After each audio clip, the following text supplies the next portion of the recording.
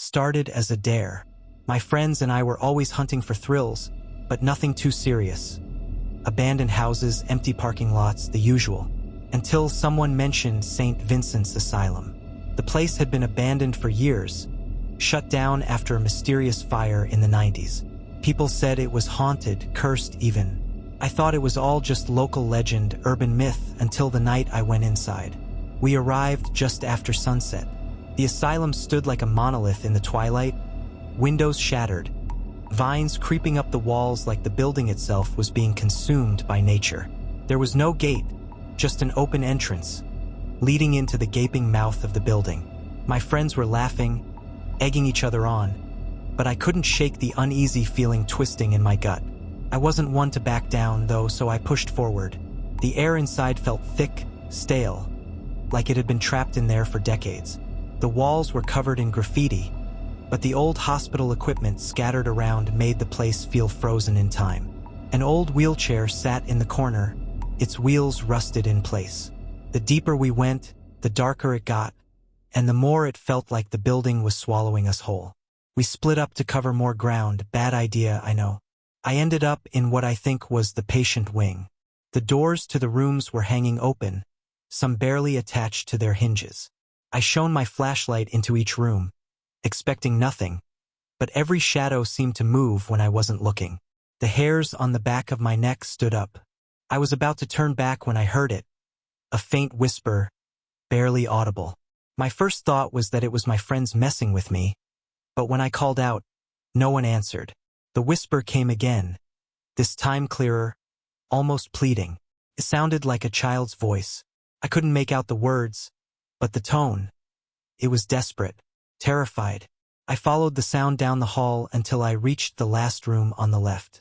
The door was slightly ajar, and the whispering stopped the moment I approached. My heart was racing. I felt like I shouldn't go in, but something was pulling me toward it, like I had no choice. I pushed the door open.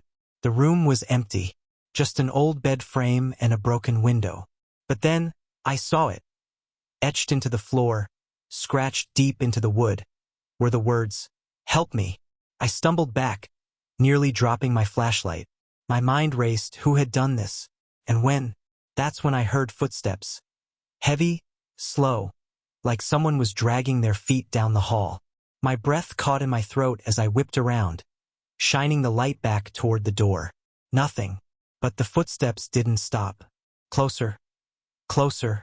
I wanted to scream, to run, but my legs felt like they were glued to the floor. The footsteps were right behind me now, and I felt a cold breath on the back of my neck. Slowly, I turned.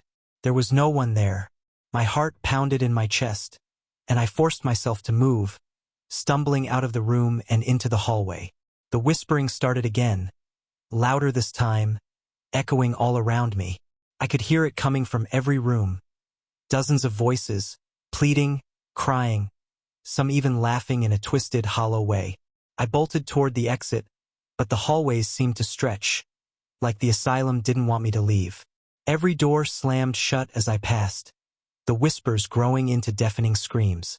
I could feel something following me, something unseen but undeniably there, lurking just out of sight. By the time I reached the entrance, I could barely breathe. I stumbled outside, gasping for air, and collapsed onto the ground. My friends were already there, pale-faced and shaken. They'd heard the screams too. We never spoke about what happened that night. Not to each other, not to anyone. But every now and then, when I'm alone in the dark, I still hear the whispers, and I wonder if something from that asylum followed me home. A few days later, I started noticing strange things around my apartment. At first, it was subtle.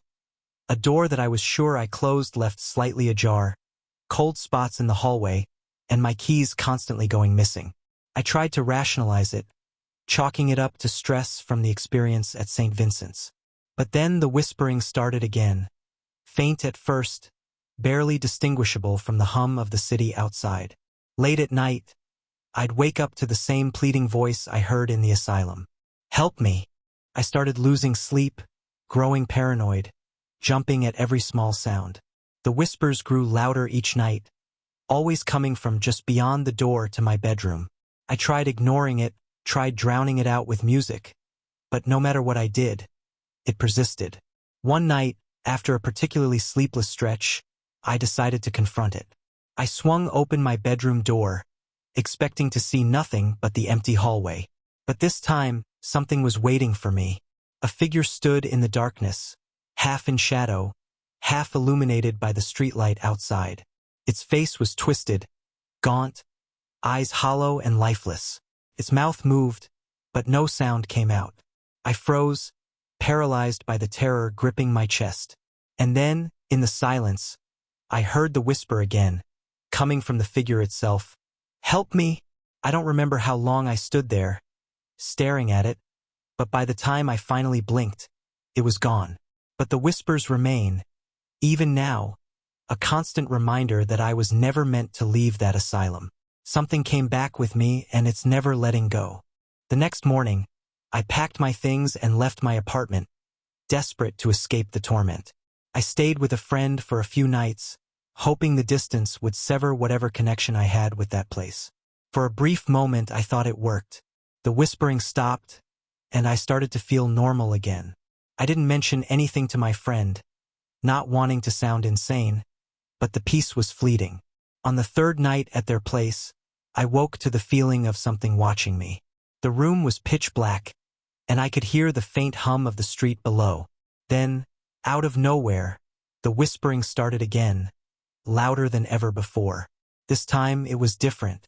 Instead of the pleading voice, it sounded angry, accusing.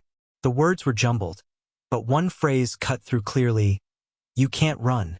Panicking, I jumped out of bed and flipped on the light, expecting to see the same figure from my apartment. But the room was empty, eerily silent now. My friend burst in, asking what was wrong, but I couldn't explain it. My heart was racing, and a creeping realization set in. No matter where I went, I couldn't escape it. This thing, whatever it was, had latched onto me, feeding off my fear, growing stronger with every passing day. I thought about going back to St. Vincent's Asylum, returning to where it all started, hoping maybe I could end it somehow. But deep down, I knew it was too late. I had opened a door I couldn't close, unleashed something that wasn't meant to leave. And now it was with me always. I hear it every night, closer and closer, whispering in the dark, waiting for the moment when it finally drags me back to the asylum where I belong.